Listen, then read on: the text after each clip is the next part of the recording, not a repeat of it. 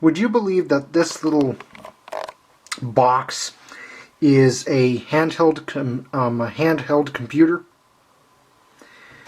This, believe it or not, was the forerunner to the modern day PDAs. Yeah, I'm talking about the Palm Pilot and the Pocket PC.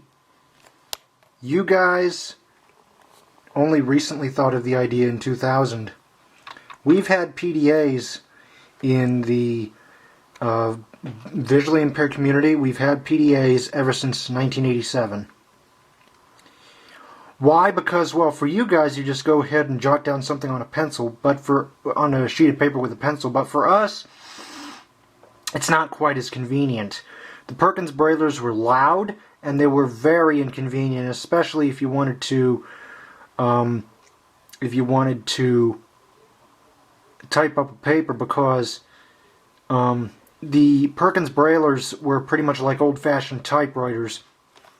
This changed all that. Let's take a look at how. Now, before we turn this on, I'm going to give you a little overview of the unit. This is your 6-dot Perkins Brailler style keyboard with dots 1, 2, and 3, 4, 5, and 6. I believe I go into the alphabet of the Braille alphabet on my iBraille video, so if anybody's interested in that. Up here on the left-hand side, we have a couple of ports. These were the forerunners to USB. This is essentially a serial port. It's a customized serial port. Just behind that is your power charger.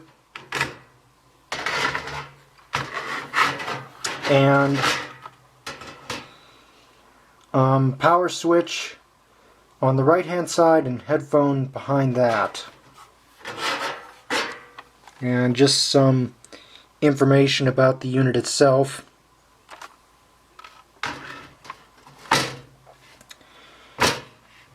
Right here is your speaker. Now I have to warn you, the voice is very monotone, it's robotic, and it also has something of a German accent. If anybody cannot understand what it's saying at any point in time, just let me know in the comments and I'll try and clarify by watching the video again and taking a look. Anyway, let's go ahead and switch this on.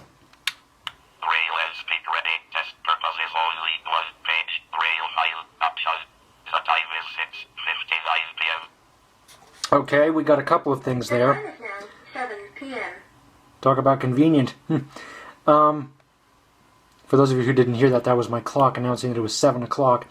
Well, we heard a couple of things there. We heard the Braille and Speak say that it was ready. We heard it announce the current file name. For those of you who know who are in the Pocket PC, Palm PDAs, you know that when you turn on the device, it takes you back to where you last left off. Well, the Braille and Speak was announcing where I last left off, which was in the file for test purposes only, which is basically what I do when I try to this is basically a file I've created. It's kind of like a scratch pad for me to go in and check and see if my contractions are correct without having to mess up any major data. But to be honest, a lot of the files in here, with the exception of phone book, are, well, they're kind of junk. So now, ordinarily you'd have dots 1, 2, and 3, and dots 4, 5, and 6. But unfortunately, because I'm holding the camera with one hand, doing that's going to be a little bit tricky. So, thanks to the magic of the almighty hand, I'm going to try and do all the commands with just one hand. Yeah, I'm just going to try and be one-handed. Oh, I shall never use that parody again. Anyway, we heard the time, and there's another way you can get the time, which is to go into the options menu. Now, if you want the Braille alphabet, go ahead and check out my iBraille video. I believe I go over the alphabet there. If not, please let me know and I will do that in a separate video. But for now, I'm going to go ahead and push an O chord. And for those of you who practice piano, you know pressing a chord means pressing multiple keys down at the same time. Well, for us here on the Braille and Speak, that means pressing a key combination with the space bar. So I'm going to push O, the O chord. Oh, you're kidding. I thought this was fully charged. Oh well. We're going to go ahead and push the letter D for date, which like I said in my iBraille, are these keys here. The date is valid January 26. Braille speak ready. Test purposes only. 1 page. Braille file. Option. The time is 7:02 p.m. Okay.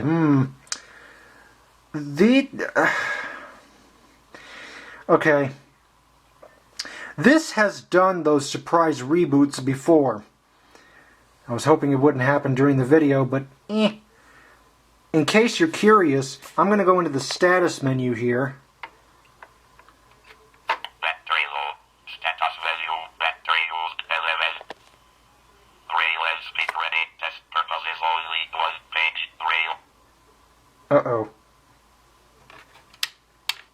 Braille speak ready. Test purposes only. 1 page. Braille file. Option. The time is 7:03 p.m. I can tell you that this is definitely not rehearsed. Well, it looks like I won't be able to go over the what I wanted to show you, but I'll just tell you about it. The Braille and Speak, not unlike any other computer, has firmware updates that you can apply to it. Well, this particular unit has not had an update since August of 1993. You heard right. This unit is 16 years old and still works. In terms of connections, the Braille and Speak, for its time, was very modern. Before the internet, you had these things called bulletin boards. And if I can get into the status menu without this thing rebooting, I'll show you something. Battery low. Status menu. Battery used 11 hours 43 minutes. Okay. Now I'm going to go ahead and push B. Okay, what it started to say there was 9600 baud. For those of you who are familiar with the 56K modems, this was able to hook up to an external modem. Let's see, let me try something again. Okay. Braille speak ready. Test purposes only. 1 page. Braille file. Option. The time is 7:00. Braille. Braille speak ready. Help is open. Option. The time is 7:04 p.m. Sounded like it did a full reboot, with the exception of the macros, which means that everything is still there, thank goodness, but I don't know why it opened up the help file. But anyway, I can't get to it, but what I was going to say was the bulletin boards were accessed through a 56K modem, which this can hook up to.